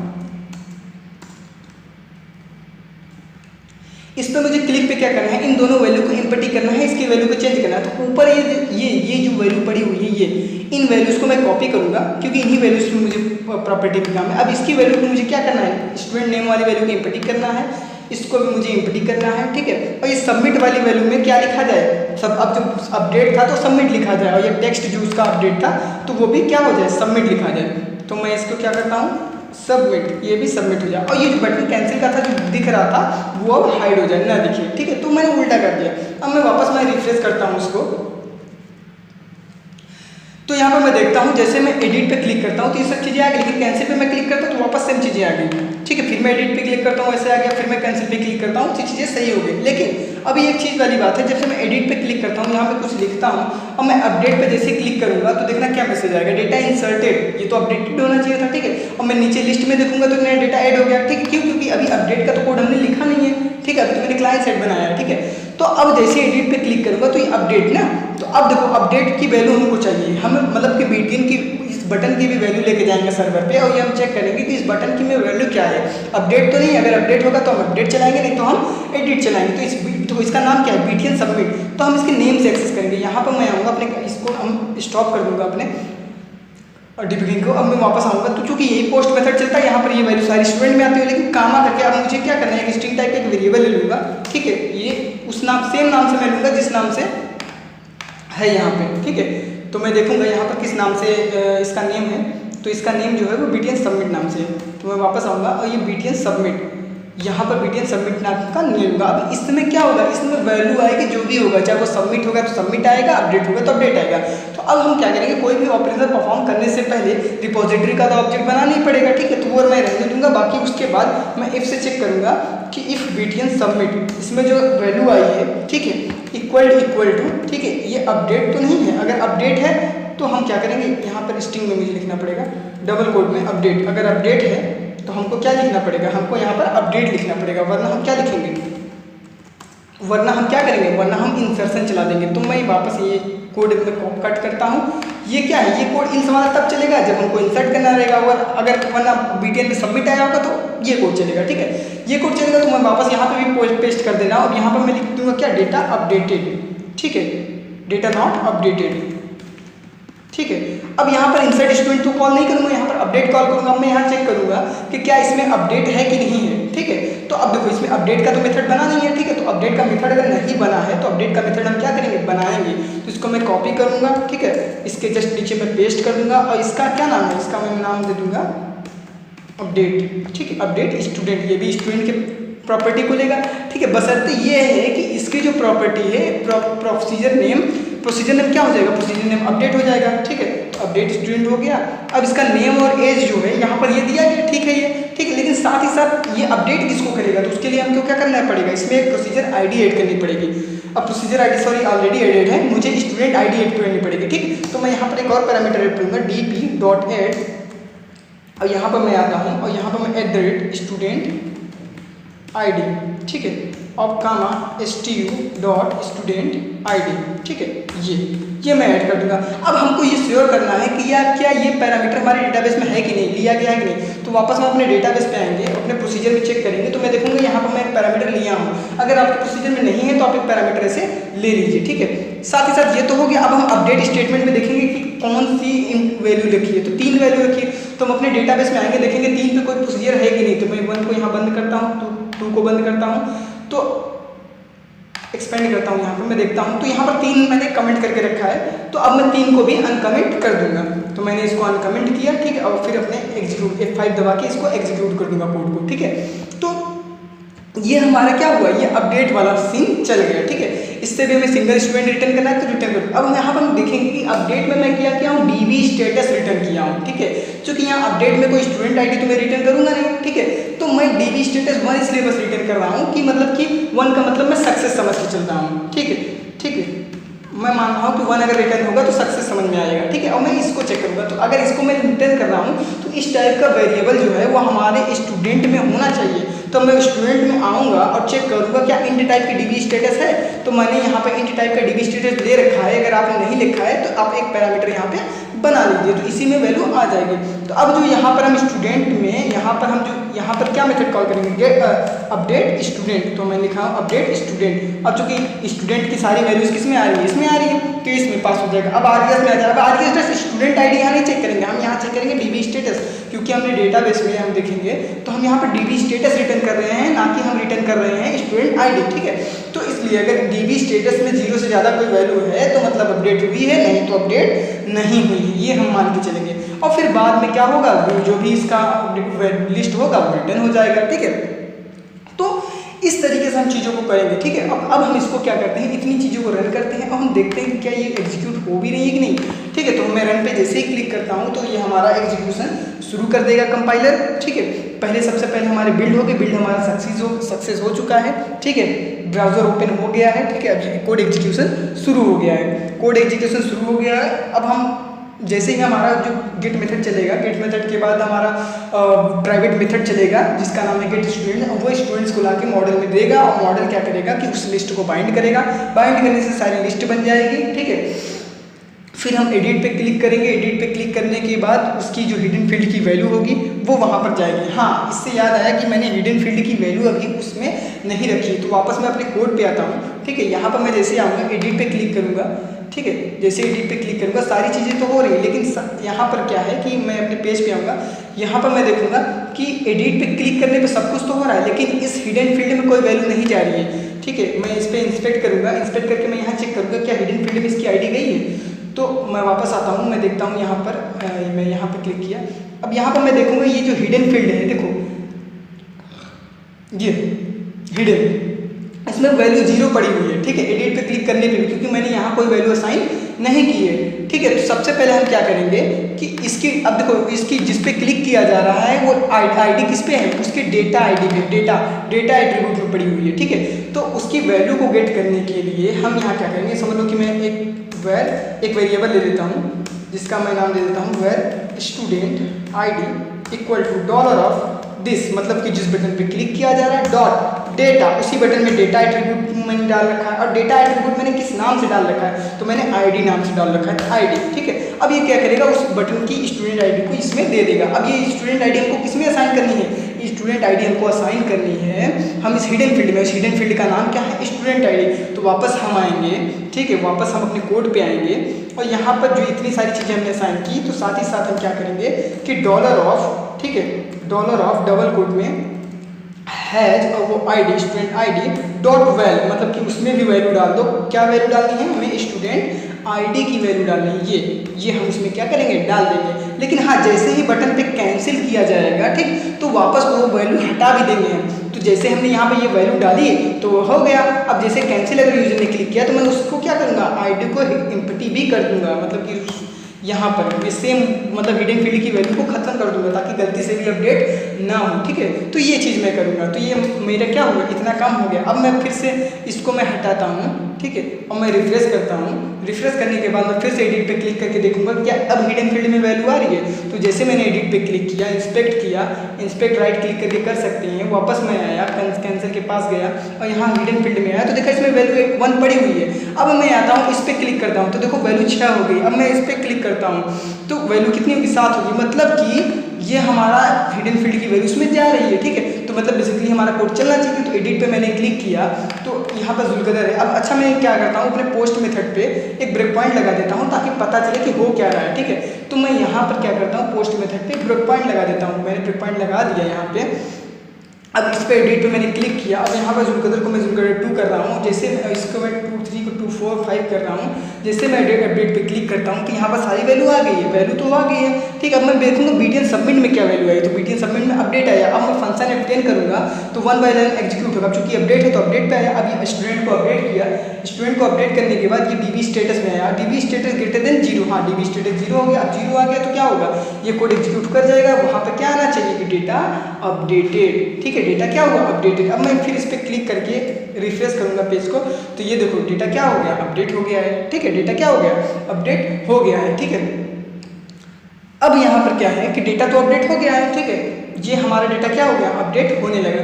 मैं वापस आता हूँ और इसको क्या नाम है, ब्रेक पॉइंट हटा देता हूँ, ठीक है। सिंपली एक रिफ्रेश करता हूँ, मैं फिर से समझ लो कि इस नाम को मैं एडिट करता हूँ। मैं यहाँ पर मैं इसको नाम दे देता हूँ वाव, और मैं जैसे अपडेट पे क्लिक करूँगा तो क्या है कि डेटा अपडेटेड। अब मैं चेक करूँगा तो क्या वाव हो गया, देखो 65 की आईडी थी, वाव हो चुकी है। तो मतलब कि ये क्या है, मतलब हमारा अपडेट चलने लगा, ठीक है। अब हमको क्या करना है, डिलीट बटन पे काम करना है, ठीक। जैसे ही डिलीट हो, ठीक है, तो डिलीट बटन पे हम क्या करेंगे, हम डिलीट बटन के लिए एक एक्शन बनाएंगे, ठीक है, जिसमें क्या होगा कि हम पैरामीटर पास करेंगे और उस पैरामीटर में जो भी जाएगा वो डिलीट हो जाएगा, ठीक है। उसके लिए हम क्या करते हैं कि एक मैं मेथड बना देता हूँ, एक्शन मेथड, गेट मेथड बना देता हूँ। लाइक यहीं पर मैं बनाता हूँ मेथड पब्लिक एक्शन रिजल्ट, ठीक है। हालांकि इसका कोई व्यू नहीं मैं बनाऊंगा, पब्लिक एक्शन रिजल्ट। मैं इसका नाम दे देता हूँ डिलीट स्टूडेंट, और इसमें हम क्या करेंगे, इसमें हमें आईडी लिखनी, गेट टाइप करेगा, ठीक है। ये रहेगा HTTP गेट, ठीक है, यहाँ पर रहेगा। इसमें मैं क्या करता हूँ, एक इंट टाइप का स्टूडेंट आईडी, चूँकि डिलीट करने के लिए हमको क्या चाहिए, स्टूडेंट आईडी तो चाहिए, ठीक है। तो स्टूडेंट आईडी मैं यहाँ पे ले लूँगा, ठीक है। तो यहाँ पर डिलीट में स्टूडेंट आईडी आ गई, ठीक है। यहाँ पर डिलीट में क्या है, स्टूडेंट आईडी आ जाएगी, ठीक है। तो स्टूडेंट आईडी आ गई। अब हम क्या चेक करेंगे कि इफ़ अगर स्टूडेंट आईडी इसमें आई है कोई वैल्यू, ठीक है, तो if student ID is greater than 0, मतलब इसमें कोई अगर सच में आईडी आई है, ठीक है, तब तो ये कोड एग्जीक्यूट हो, ठीक, डिलीट वाला। वरना हम क्या करेंगे कि इसको हम क्या करेंगे कि रिडायरेक्ट कर देंगे, ठीक है। देखो इसको रिडायरेक्ट हमको करना ही दोनों ही केसेस में, ठीक है। तो हम क्या करेंगे, यहाँ पर नीचे क्या करेंगे, रिटर्न, रिडायरेक्ट करने के लिए रिडायरेक्ट टू एक्शन, ठीक है। वापस हम किस पेज पे, लिस्ट वाले पेज पे रिडायरेक्ट कर देंगे। और लिस्ट वाले पेज का हमारे नाम क्या है, हमारी लिस्ट में जो हमारी लिस्ट दिख रही है उस पेज का हमारे नाम है registration.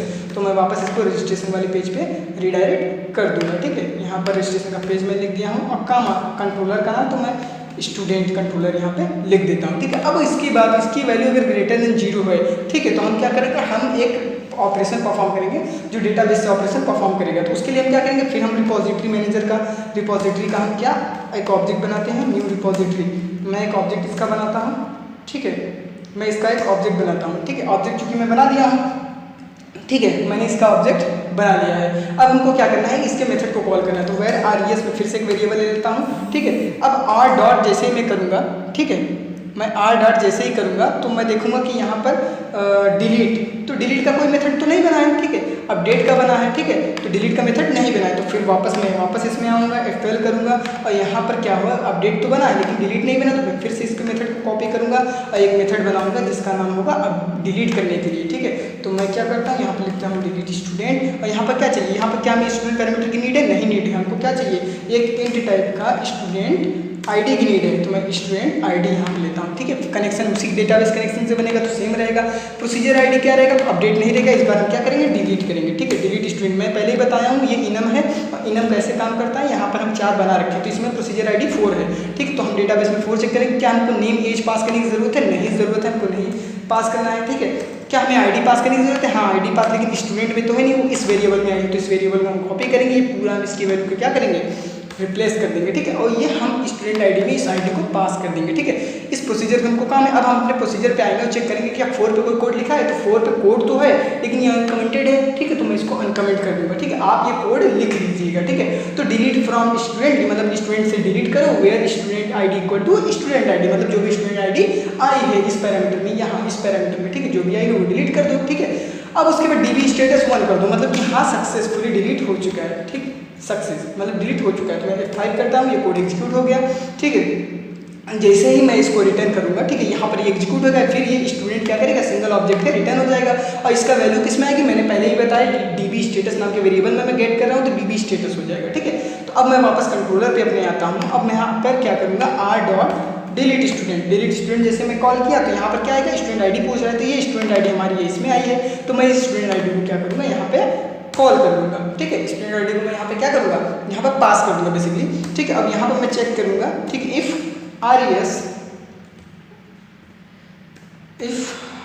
res dot DB status is greater than 0, क्या DB स्टेटस 0 से बड़ा है। अगर DB स्टेटस 0 से बड़ा है तो मतलब कुछ हुआ है। अब यहाँ पर हम क्या करेंगे, यहाँ पर फिर से हम क्या करेंगे, व्यू बैक बनाएंगे, ठीक है, व्यू बैक बनाएंगे। लेकिन अब ध्यान देना यहाँ पर एक चीज़, ठीक है, व्यू बैक तो बना दूंगा, ठीक है, लेकिन क्या डिलीट स्टूडेंट की व्यू पे रिटर्न कर रहा हूँ? मैंने पहले ही बताया था अपने लास्ट वीडियो में कि व्यू बैक जो बनाते हैं वो करंट व्यू के लिए होता है, करंट एक्शन के लिए होता है, ठीक है। लेकिन मैं क्या करूँगा, यहाँ से डिलीट करके वापस रिडायरेक्ट कर दूंगा इस वाले पेज पे, ठीक है, वापस इस वाले पेज पे रिडायरेक्ट कर दूंगा, ठीक है। तो एक पेज से दूसरे पेज पे रिडायरेक्ट कर ले और वैल्यू तब भी बने हैं, तो उसके लिए हमने क्या बताया था? उसके लिए हमने बताया था टेम्प डेटा, ठीक है। तो हम इसमें वैल्यू रखेंगे तो कोई मतलब नहीं निकलेगा, तो हमको वैल्यू किसमें रखनी पड़ेगी?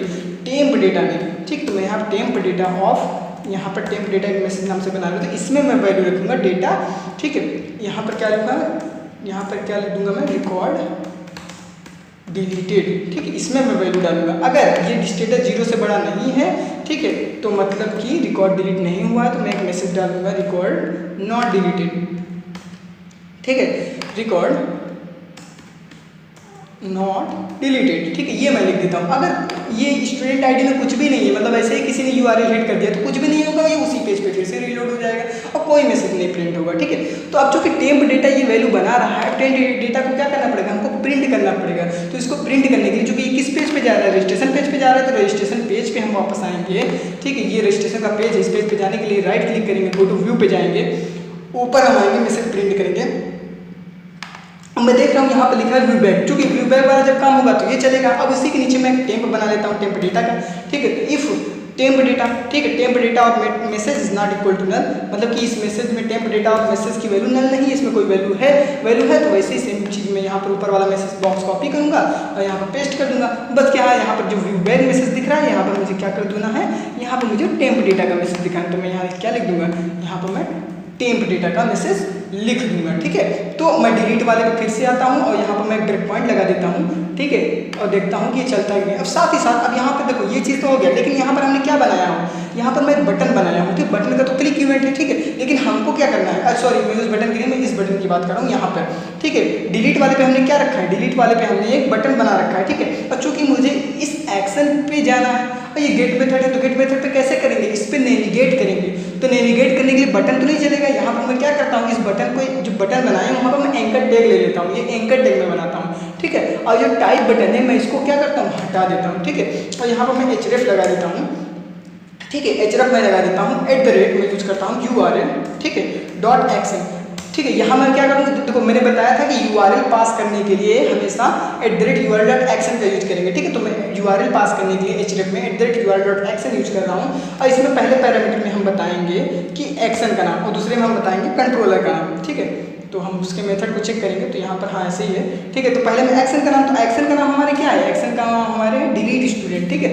तो हम यहाँ पर करेंगे क्या? डिलीट स्टूडेंट, ठीक है। अब हमारे कौन से कंट्रोलर, स्टूडेंट नाम का हमारा कंट्रोलर है। साथ ही साथ हम क्या करेंगे? इसमें एक स्टूडेंट आईडी भेजेंगे, पैरामीटर भेजेंगे। तो पैरामीटर भेजने के लिए हम न्यू कीवर्ड का यूज करेंगे और साथ ही साथ एक कर्ली ब्रेसेस यूज करेंगे, ठीक है, ये हम यूज करेंगे। और उसके बाद हम उस पैरामीटर का नाम लिखेंगे यहाँ पे, ठीक है। तो पैरामीटर यहाँ पर क्या है? इस नाम से मुझे भेजना है, तो यही नेम मैं कॉपी करूँगा, @ लगाऊंगा, पेस्ट कर दूंगा, ठीक है, इक्वल टू। अब इसमें जो भी वैल्यू मुझे भेजनी है, तो मुझे क्या भेजनी है? मुझे बार बार जो भी स्टूडेंट आईडी आ रही है वो भेजनी है। तो स्टूडेंट आईडी किस में आ रही है? st.student id में, ये इसमें, तो मैं लिखूंगा क्या? st.student id, यहाँ पर ये मैं लिख दूंगा, ठीक है। तो जैसे मैं यहाँ पे ये लिखूंगा तो इसकी वैल्यू यहाँ पे ये एंकर टैग बन जाएगा बटन की स्टाइल में, क्योंकि बटन की क्लास इस पर लगी हुई है।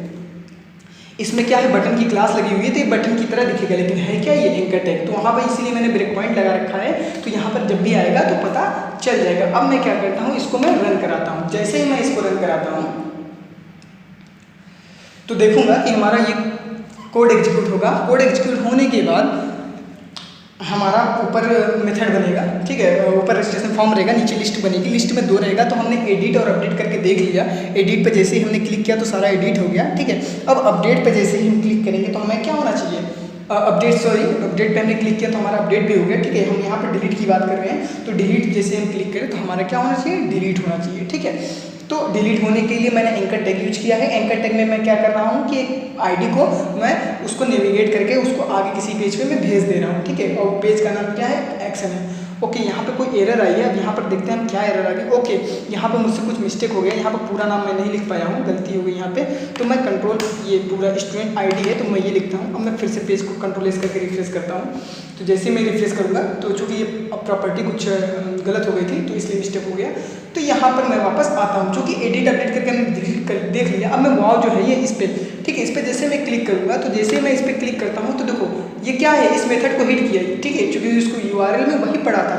और स्टूडेंट आईडी में क्या आया है, 6 आ गया है। अब मैं चेक करूँगा कि क्या स्टूडेंट आईडी में कुछ है, तो हाँ ग्रेटर देन 0 है। इसका ऑब्जेक्ट बनाएगा, ये स्टूडेंट को डिलीट करेगा। अब DB स्टेटस में वैल्यू है, टेम्प डेटा में वैल्यू रखेगा, इसलिए ताकि नेविगेट करने पर इसकी वैल्यू ना खत्म हो, ठीक है। अब ये सीधे क्या करेगा, उस पेज पे रिडायरेक्ट करेगा। जैसे रिडायरेक्ट करेगा तो क्या है, ये रिकॉर्ड डिलीटेड क्या चला, टेम्प डेटा चला, व्यू डेटा नहीं चला। अगर व्यू डेटा डालते तो चूंकि वो एक्शन दूसरा है, ये एक्शन दूसरा है, तो मैंने पिछले वीडियो में बताया था एक एक्शन से दूसरे एक्शन पे कोई वैल्यू भेजने के लिए टेम्प डेटा यूज करते हैं। तो इसलिए हमने क्या किया, उस एक्शन से इस एक्शन पे रिडायरेक्ट कर लिया और हमारी वैल्यू भी बनी रही और यहाँ प्रिंट हो गई, रिकॉर्ड डिलीटेड। नीचे हम चेक करेंगे तो हम देखेंगे रिकॉर्ड डिलीट हो चुका है, ठीक है। तो मैं फिर से इसके ब्रेक पॉइंट को हटा के अब फिर से एक बार रिफ्रेश करूँगा और मैं चेक करूँगा कि किस तरीके से चीज़ें चल रही हैं। तो मैं देखूँगा तो यहाँ पर ये बना हुआ। अब मैं फिर से डिलीट पे क्लिक करूँगा तो रिकॉर्ड डिलीटेड 2 बचा। अब मैंने बताया यहाँ पर कि अगर डायरेक्ट एग्जीक्यूट कर दे इस कोड को तो मतलब किसी को URL याद हो, ठीक है, अब वो डायरेक्ट URL पे हिट करे डिलीट स्टूडेंट को, तो मैं वो हिट करके दिखा दे रहा हूँ। तो जैसे मैं हिट करूँगा इस URL पर, देखना क्या आएगा। जैसे मैंने हिट किया तो यहाँ पर क्या आया, यहाँ पर आया है कि पैरामीटर की जो वैल्यू है, ठीक है, नॉट वैल्यू। देखो यहाँ पर सिंपली यहाँ पर समझने वाली बात है। अब देखो क्या समझने वाली बात है वो मैं बताता हूँ। मेथड ओवरलोडिंग तो पढ़े हो आप लोग, ठीक है, अगर नहीं पढ़े तो मैं बता देता हूँ। मेथड ओवरलोडिंग से ये होता है कि एक ही नाम से कई मेथड्स बनाए जाते हैं, ठीक है, ठीक है। तो ओवरलोड कैसे होते हैं मेथड, जब उसमें पैरामीटर्स पास होते हैं, ठीक, पैरामीटर पास है नहीं है। तो इस समय क्या किया गया, इस समय डिलीट स्टूडेंट को क्या किया गया है कि स्टूडेंट आईडी पास की, मतलब डिलीट स्टूडेंट तभी चलेगा जब इसमें कुछ पास होगा। लाइक यहाँ पर मैं अगर 0 पास कर रहा हूँ, ठीक है, यहाँ पर इस तरीके से स्टूडेंट आईडी से पास होगा। ये जैसे यहाँ पर मैंने पास किया है 7 में मैं अगर 0 पास कर देता हूँ तो देखो इस पेज पे रिडायरेक्ट हो गया। मैंने बताया था ना अगर 0 से बड़ा नहीं है तो ठीक है रिडायरेक्ट हो गया। लेकिन अगर हम चाहते हैं कि कोई गलत भी URL टाइप करे तब भी उस पेज पे रिडायरेक्ट हो जाए तो हमको ये जो पैरामीटर है इस पैरामीटर को हमको क्या बनाना पड़ेगा, ऑप्शनल। उसके लिए हमको क्या करना पड़ेगा, इस पैरामीटर को ऑप्शनल बनाना पड़ेगा। ऑप्शनल बनाने के लिए इसको डिफॉल्ट वैल्यू यानी डिफॉल्ट पैरामीटर में डालना पड़ेगा। तो उसके लिए हम क्या करें, इसमें एक डिफॉल्ट वैल्यू हम सेट कर देंगे इक्वल टू 0। मतलब कि अगर इसमें कोई वैल्यू आएगी, इस पैरामीटर में कोई वैल्यू पास करेगा तो वो इसमें आ जाएगा, नहीं तो इसमें 0 मान के चलेगा, एरर नहीं आएगी। अब मैं फिर से इसको रन कराता हूँ। अब मैं चूंकि मैंने कंट्रोलर को डायरेक्टली रन करा दिया है तो वो पेज मेरा न रन होके मेरा इंडेक्स पेज रन होगा, वो भी होम कंट्रोलर का, ठीक है। हमको नेविगेट करना पड़ेगा तो मैं अभी से ही नेविगेट कर लेता हूँ। URL पर मैं टाइप करता हूँ स्टूडेंट रजिस्ट्रेशन पेज पर मैं नेविगेट करता हूँ। और नेविगेट करने के बाद हम देखेंगे और हम उस एक्शन पे नेविगेट करेंगे डिलीट वाले पे बिना कोई पैरामीटर पास किए और हम देखेंगे कि अब क्या वैल्यू एग्जीक्यूट कर रहा है, वो एरर आ रही है कि नहीं। तो वापस मैं आता हूँ यहाँ पर रजिस्ट्रेशन की जगह मैं क्या करूँगा, डिलीट कॉल करूँगा, डिलीट स्टूडेंट, वो भी बिना किसी पैरामीटर के सिंपली मैं कॉल करूँगा। तो जैसे मैंने इस पर कॉल किया वापस रजिस्ट्रेशन पे रिडायरेक्ट कर दिया। क्यों?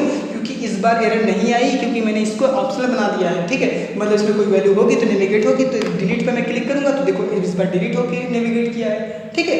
टेम्प डेटा है इसलिए यहाँ प्रिंट हो रहा है। तो इस तरीके से हमारा डिलीट क्या होगा, चल गया। अब मैं पूरी रिकॉर्ड अगर डिलीट कर दूँ तो जैसे मैंने बताया था एक भी अगर मॉडल में वैल्यू नहीं है तो नो रिकॉर्ड लिखेगा। मैं फिर से यहाँ पर जैसे मैं लिखता हूँ जूल कलर, यहाँ पर लिख देता हूँ 1 2 3, ठीक है। मैं सबमिट करता हूँ, जैसे मैंने सबमिट किया तो यहाँ पर रिकॉर्ड ऐड हो गया। फिर से मैं यहाँ पर करता हूँ लाइक राहुल, मैं यहाँ पर नाम लिख देता हूँ राहुल 24, ठीक है। तो ये हो गया, नाम रिकॉर्ड ऐड हो गया, ठीक है। यहाँ एलन 1 2, ठीक है। तो यहाँ पर फिर से एक रिकॉर्ड ऐड हो गया, ठीक है। तो ये हमारा रिकॉर्ड क्या है, एडिट होता जा रहा है, ठीक है। अब मैं लाइक मुझे इसका नाम मिस्टेक हो गया है, ठीक। तो यहाँ पर मैं क्या करता हूँ, यहाँ पर मुझे अपडेट करना है। तो जैसे मैंने अपडेट पे क्लिक किया ये हमारा डेटा अपडेट हो गया। अब यहाँ पर देखेंगे तो डेटा अपडेट हो चुका है, ठीक है। अब फिर वापस मैं इसे करूँगा, यहाँ पर ये बना हुआ है। अब यहाँ पर एक चीज़ ये है कि बार बार हम जब ऐसे कर रहे हैं, ठीक है, तो जैसे मैंने अपडेट किया, ठीक है, और फिर उसके बाद क्या नाम है कि मैं अपडेट किया, ठीक है, सबमिट किया, तो ये सब ये वैल्यू बनी है। मैं सोच रहा हूँ ये एम्प्टी हो जाए, ठीक है। तो उसके लिए मैं क्या करता हूँ, मैं यहाँ पर जो बार बार ये इसको यहाँ पे फिर से मैं वापस आता हूँ। ये यहाँ पर जो मैंने इसको यूज़ किया हो, मैं डिबगिंग ऑफ करता हूँ। तो यहाँ पर जो मैंने ये यूज कर रखा है, ये रिटर्न कर रहा हूँ, इसके व्यू को रिटर्न कर रहा हूँ। तो मैं क्या करता हूँ, यहाँ पर व्यू ने रिटर्न करके इसी पेज पे इसके गेट मेथड पे मैं रिडायरेक्ट कर देता हूँ, ठीक है। तो वापस जैसे पेज का लोडिंग है वैसे चलने लगेगा। तो ये लिख के मैं क्या लिखता हूँ, ये मैं लिख के ये लिखता हूँ कि रिटर्न लिखा हुआ है रिडायरेक्ट टू एक्शन, ठीक है। उसी के गेट मेथड पे मैं रिडायरेक्ट कर देता हूँ। तो मैं ये लिखा है इसमें गेट मेथड पे रिडायरेक्ट हो जाए, उसके बाद स्टूडेंट मैंने लिखा स्टूडेंट कंट्रोलर के अंदर इस मेथड पे रिडायरेक्ट टू एक्शन इंस्ट्रक्शन पे रिडायरेक्ट हो जाए। ठीक है, अब हम अगर नेविगेट करेंगे तो ये रिडायरेक्ट हो जाएगा, लेकिन रिडायरेक्ट होने पर एक प्रॉब्लम आएगी, वो अभी मैं दिखा रहा हूँ आपको कि क्या प्रॉब्लम आ सकती है।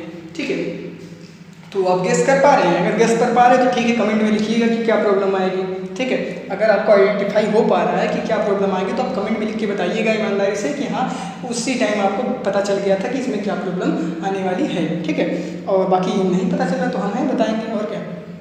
तो यहाँ पर फिर से मैं अपने पेज को नेविगेट कर लिया हूँ, मैं डायरेक्ट व्यू ओपन किया हूँ तो इसलिए वो पेज ऑलरेडी नेविगेटेड है। ठीक है, तो ये मेरा पेज जो है वो ओपन हो चुका है। तो जैसे ही मैंने एडिट पे क्लिक किया, ठीक है, अपडेट पे जैसे क्लिक किया, ठीक है, तो देखो इसकी वैल्यू तो चलेगी। ठीक है, वैल्यू अपडेट हो गई। ठीक है, अच्छा मैं इंसर्ट करके दिखाता हूँ, नया रिकॉर्ड टेस्ट, और मैं लिखता हूँ यहाँ पर 1 2।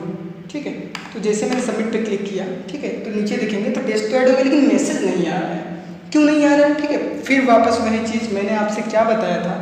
ठीक है, वापस मैं आता हूँ, मैंने आपको बताया था जब भी एक एक्शन से किसी एक्शन पे रिडायरेक्ट कर रहे हैं, भले ही रजिस्ट्रेशन है, रजिस्ट्रेशन पे ही रिडायरेक्ट है, लेकिन रिडायरेक्शन तो परफॉर्म हो रहा है। तो रिडायरेक्शन करने समय उस समय हमें क्या है, व्यू बैग और व्यू डेटा की वैल्यू लॉस हो जाती है। तो अगर इसको भी हम मेंटेन करना चाहते हैं तो हमको क्या यूज़ करना पड़ेगा, टेम्प डेटा। तो मैंने यहाँ एक टेम्प डेटा वहाँ ऑलरेडी बना रखा, तो मैं इसको क्या करता हूँ, टेम्प डेटा में ये वैल्यू असाइन कर देता हूँ, ना कि इसमें। तो मैं फिर से स्टॉप करता हूँ, तो इनकी वैल्यूज मैं टेम्प डेटा में असाइन कर देता हूँ, चूँकि ताकि रिडायरेक्शन के बाद भी इनकी वैल्यू बनी रहे। तो इसको मैं टेम्प डेटा में असाइन कर देता हूँ ये। ठीक है, तो मैं टेम्प डेटा में इसकी वैल्यू को असाइन कर देता हूँ, और फिर से मैं इसको क्या करता हूँ, एग्जीक्यूट करता हूँ।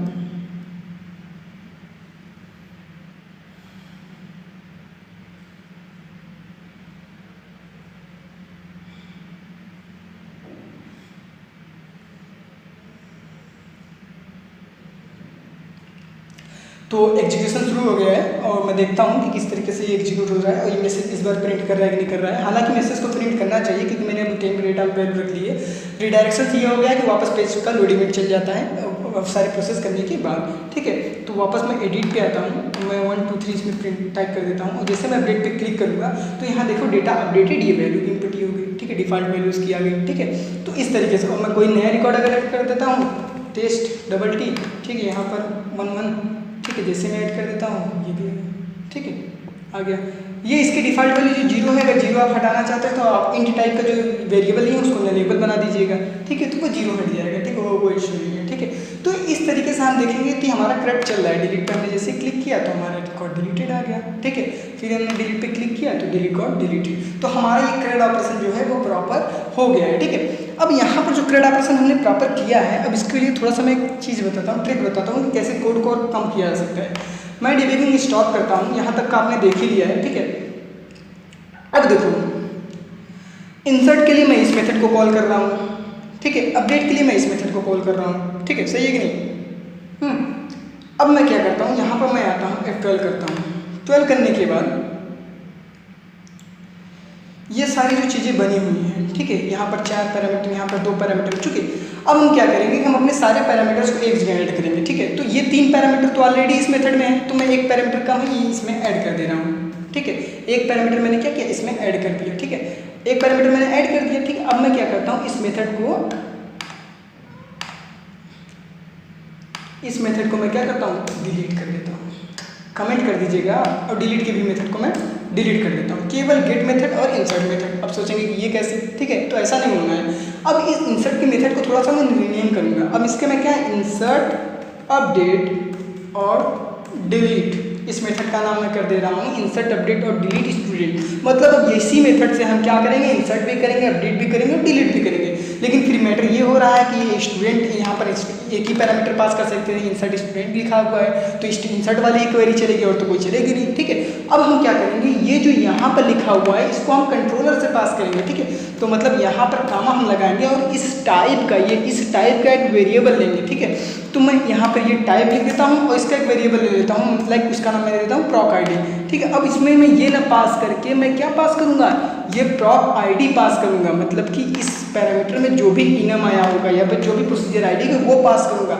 अब जहाँ मैंने उन सब मेथड्स को कॉल किया था वहाँ मैं इसको कॉल करूँगा। लाइक मैं यहाँ पर आता हूँ, जो ये लिखा है अपडेट पे आया तो अपडेट चल गया, तो जो ये लिखा हुआ है तो ये मैंने कॉल करके, क्योंकि ये तो अब मेथड ही नहीं रहा, अब मेथड कौन सा रहा, इंसर्ट अपडेट और डिलीट स्टूडेंट ये रहा, लेकिन इसमें अब एक आईडी नहीं पास करनी है, 2 पास करनी है। तो चूंकि मुझे पता है यहाँ पर अपडेट चलाना है तो मैं कामा करूँगा और मैं लिखूँगा student dot procedure ID dot update, यहाँ पर मैं लिखूँगा अपडेट, मतलब कि ये अब अपडेट चल जाए यहीं से, ठीक है। और फिर मैं क्या करूँगा, इसी मेथड को कॉल करूँगा, जी इंसर्ट है तो मैं यहीं पे लिखूँगा इंसर्ट का, और यहाँ पर जो एसटीयू में पास किया हूँ वो तो ठीक है, लेकिन अब मैं यहाँ पर क्या करूँगा, प्रोसीजर आईडी पास करना है, तो procedure ID student dot procedure ID dot insert, यहाँ से मैं पास कर दूँगा इंसर्ट, ठीक है। तो जो मेथड चलेगा उसकी यहाँ प्रोसीजर आईडी चल जाएगी और पैरामीटर सारे आईडी मैंने कर दिया है, ठीक है। और साथ ही साथ अब हम डिलीट पे आएंगे, डिलीट पे हम आएंगे तो डिलीट में हमने क्या लिख रखा है, डिलीट स्टूडेंट, तो फिर मैं यहाँ पर उस मेथड को कॉल करता हूँ इंसर्ट अपडेट और डिलीट। फिर ये बोल रहा है कि यहाँ पर एक और पैरामीटर चाहिए, तो कामा मैंने किया,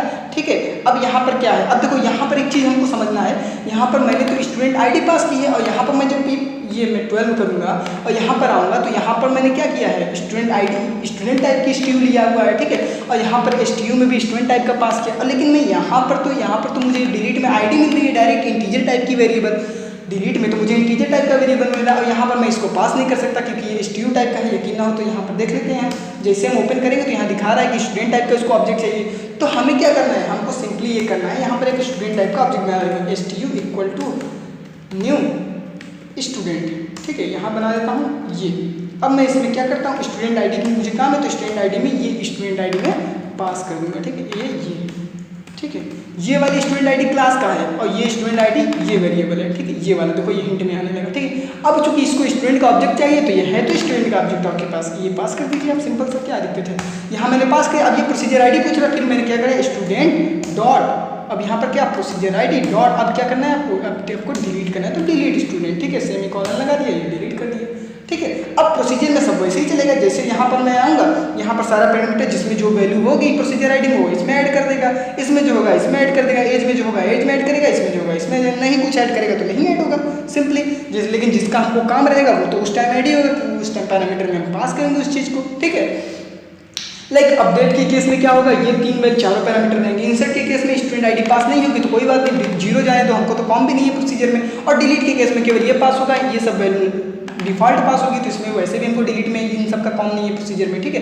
तो ये चीज़ तो हमने बड़े अच्छे से कर ली। अब हम क्या कर सकते हैं, अब हम चेक करेंगे कि क्या जो हमने कर दिया तो इसको एग्जीक्यूट करके हम चेक करेंगे कि ये चल रहा है कि नहीं चल रहा है। तो मैं यहाँ वापस आऊँगा और फिर मैं एग्जीक्यूट पे क्लिक करूँगा, ठीक है। तो जो हम 3 मेथड से कर रहे थे अलग अलग इंसर्ट अपडेट डिलीट का बना के, ठीक है।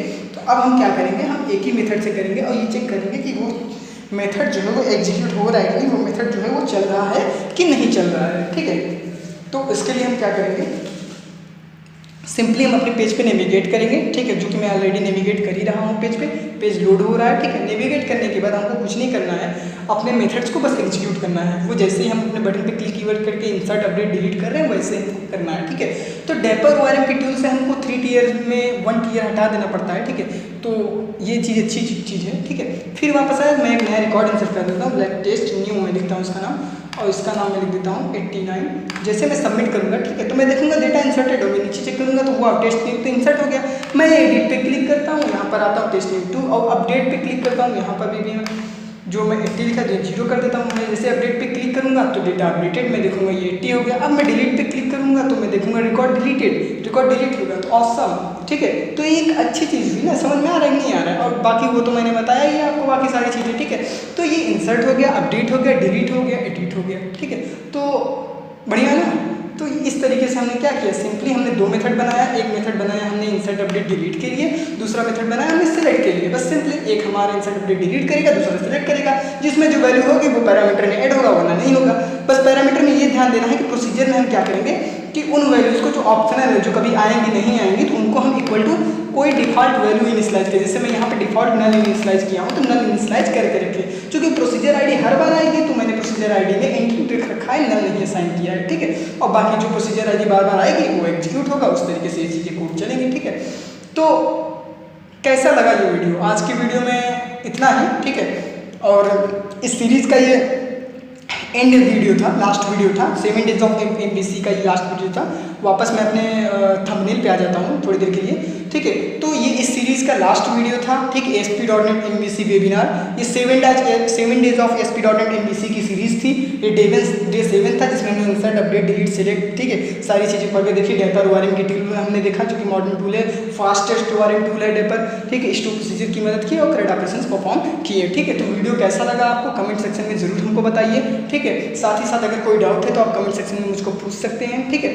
और उसके बाद मैं बताना चाहूँगा कि नेक्स्ट मेरी फिर से एक सीरीज आएगी 7 डेज की, जिसमें मैं 7 डेज में फिर से सारे बेसिक्स और सारी चीज़ों को कवर करूँगा, ठीक है। बेसिक्स मतलब इतना बेसिक्स कवर कर ले जाता हूँ, ठीक है। इस अगर हम 7 डेज ऑफ ASP.NET MVC को आप देखेंगे, ठीक है, 7 दिन की ट्यूटोरियल को अगर आप सही से देखेंगे, ठीक है, और उनको प्रैक्टिस करेंगे तो एक प्रोजेक्ट आप आराम से बना लेंगे, ठीक है, विदाउट एनी हेल्प, किसी की मदद की जरूरत नहीं पड़ेगी, ठीक है। इस तरीके से चीज़ों को डिमॉन्स्ट्रेट किया गया है, एक एक चीज़ों को डिटेल में एक्सप्लेन किया गया है, ठीक है। तो नेक्स्ट मैं 7 डेज का मैं एक सीरीज़ फिर से बनाने जा रहा हूँ, ठीक है, मैं बनाऊंगा आपके लिए, ठीक है। तो 2 हो सकता है, ठीक है, या तो मैं बनाऊंगा तो दोनों, लेकिन देखता हूँ पहले कौन सा मैं सीरीज़ लाता हूँ। यहाँ पर मैं 2 सीरीज़ की बात कर रहा हूँ, एक 7 डेज ऑफ Xamarin, ठीक है, एक 7 डेज ऑफ Xamarin फ्रेमवर्क, ठीक है, जिसकी मदद से आप, ठीक है, iOS एप्लीकेशन, विंडोज़ एप्लीकेशन और Android application single thread code से आप बना सकते हैं, ठीक है। और एक मैं बनाने जा रहा हूँ 7 डेज ऑफ ब्लेजर फ्रेमवर्क, ठीक है। ब्लेजर फ्रेमवर्क एक एंगुलर के कम्पिटिटिव में माइक्रोसॉफ्ट का फ्रेमवर्क है, जिसमें आपको बिना जावास्क्रिप्ट के सारी चीज़ें आप क्लाइंट साइड पे कर सकते हैं। जिससे एंगुलर चलता है बिल्कुल उसी तरीके से एंगुलर रिएक्ट की तरह ब्लेजर काम करता है, ठीक है। माइक्रोसॉफ्ट के एकदम नया फ्रेमवर्क है, ठीक है। तो या तो 7 डेज ऑफ ब्लेजर आएगा, ठीक है, ब्लेजर आएगा, ठीक है, या तो 7 डेज ऑफ Xamarin आएगा, ठीक है। तो आप मुझे कमेंट सेक्शन में बताइएगा कि आपको कौन सा पहले चाहिए, कौन सी सीरीज चाहिए, ठीक है, तो ताकि मुझे भी पता चले कि क्या इंटरेस्ट है आपका, ठीक है। सो आज की वीडियो में बस इतना है। इस सीरीज़ को प्यार दीजिए और हमारे चैनल से जुड़े रहने के लिए, अच्छी अच्छी वीडियोस पाने के लिए, टेक्नोलॉजी से चीज़ें पाने के लिए, तो हमारे चैनल को सब्सक्राइब करिए, ठीक है, और हमारे चैनल को शेयर करिए। इस वीडियो यूजफुल हुई तो चैनल को शेयर करिए, सब्सक्राइब करिए और वीडियो को भी शेयर करिए। So thank you very much, जय हिंद। आज की वीडियो में इतना ही।